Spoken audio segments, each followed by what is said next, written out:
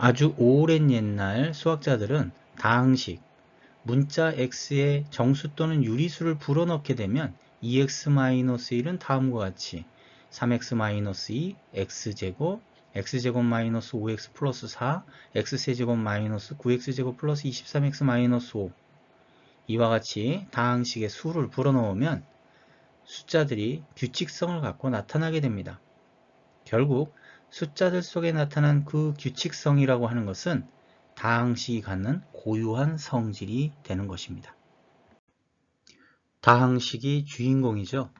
그리고 그 다항식에는 변수 x가 있습니다. 변수 x에 수를 대입하면 시계값을 얻는다는 기능을 담아서 다음과 같이 fx로 표현합니다.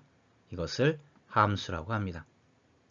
변수 x는 특정한 수, 특정한 상수를 대입해서 시계값을 얻을 수 있지만 수의 범위로 자연수, 정수, 유리수, 실수의 범위로 통합적으로 나타낼 수 있고요. 아무런 표현이 없을 때는 일반적으로 실수의 범위로 정의가 됩니다.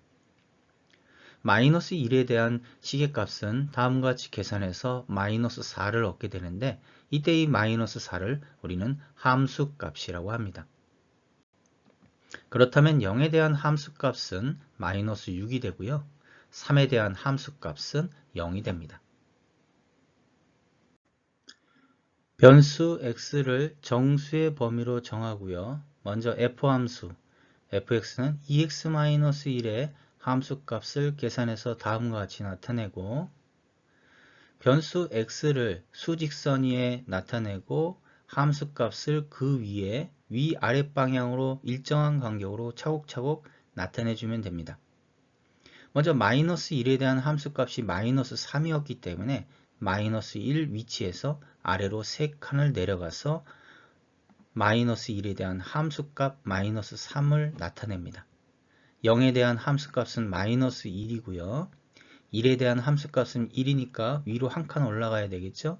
2에 대한 함수값은 3이니까 위로 3칸, 3에 대한 함수값은 5, 4에 대한 함수값은 7, 5에 대한 함수값은 9, 6에 대한 함수값은 11, 7에 대한 함수값은 13.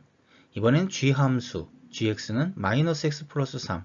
이때 함수값을 계산해서 다음과 같이 나타나고 마이너스 1에 대한 함수값이 4기 때문에 위로 4칸 위치에 나타내 주고요. 0에 대한 함수값은 3, 1에 대한 함수값은 2, 2에 대한 함수값은 1, 3에 대한 함수값은 0이고요. 4에 대한 함수값은 마이너스 1, 5에 대한 함수값은 마이너스 2, 6에 대한 함수값은 마이너스 3, 7에 대한 함수값은 마이너스 4.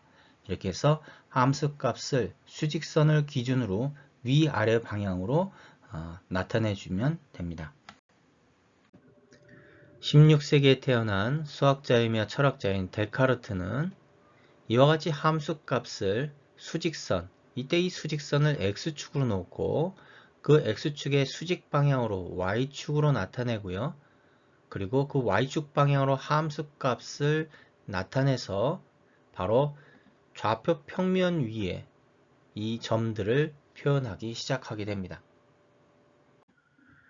수직선 위에 있는 한 점은 원점에서 거리에 대한 위치값, 즉 하나의 값을 갖습니다. 그런데 좌표 평면 위에 있는 점은 x축에 대한 위치값과 y축에 대한 위치값을 순서상 x, y로 두 개의 값을 갖게 됩니다. 이는 좌표 평면 위에 있는 한 점의 의미라고 하는 것, 그 한 점에 두 개의 의미를 담는다 라는 뜻이 되고 이것을 2차원적 개념이라고 합니다. 여기서 이제 x의 범위를 좀 더 확장해서 유리수 범위까지 확장하게 되면 f함수와 g함수에서 나타나는 점들은 점선으로 나타납니다. 왜냐하면 사이사이에 무리수가 존재하기 때문에 그렇죠. 그런데 실수의 범위로 확장하게 되면 모든 점들이 일렬로 붙기 때문에 하나의 선으로 나타나게 됩니다. 즉 실선, 직선이 되는 것이죠.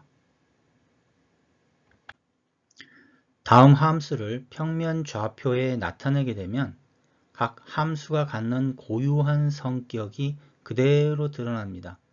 그리고 그 성격은 그 모양으로 나타나게 되겠죠.